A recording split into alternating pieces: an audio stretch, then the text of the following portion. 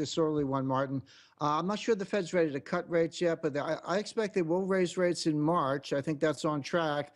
But beyond that, either we're going to go into a recession or the stock market's going to have a very severe correction. Either one of those will cause the Fed to backpedal. They'll start with forward guidance saying, hey, we're not going to raise them for a while. You know, the Fed never turns on a dime. They take months to change policy, but I think they'll raise in March.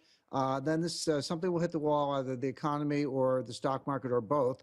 And then the Fed will backpedal from there, starting with forward guidance and perhaps a rate cut later in the year. So, Jim, let me ask you, I was talking to Paul about this as well, whether it's recession or a huge stock market correction, what is it going to be? What's it going to take to cause these two outcomes? I mean, what's the trigger going to be? Right, Martin. First of all, it's already happening. There's basically a head-on collision coming between perception and reality. So what's the perception? The market's rising on the Trump reflation trade. So Trump wants to cut taxes. You know, Steve Bannon's talking to his advisors, talking about $1 trillion of infrastructure spending, cutting regulations. So all those things are viewed to be highly stimulative.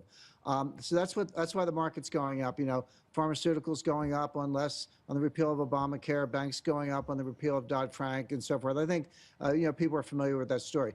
Now, over at the Fed, they're thinking of two things. Number one, they believe in the Phillips curve. I personally don't, but they do, and that's the important thing.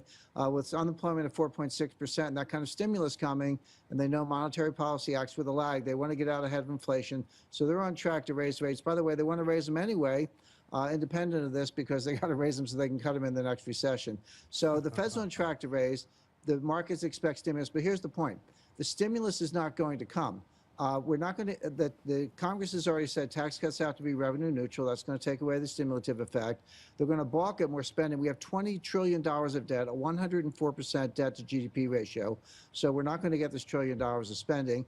We're in the 8th year of an expansion, Martin. You know, Keynesian stimulus, if it works at all, it works at the beginning of an expansion or in a recession, not after 8 years. You don't get much bang for the buck.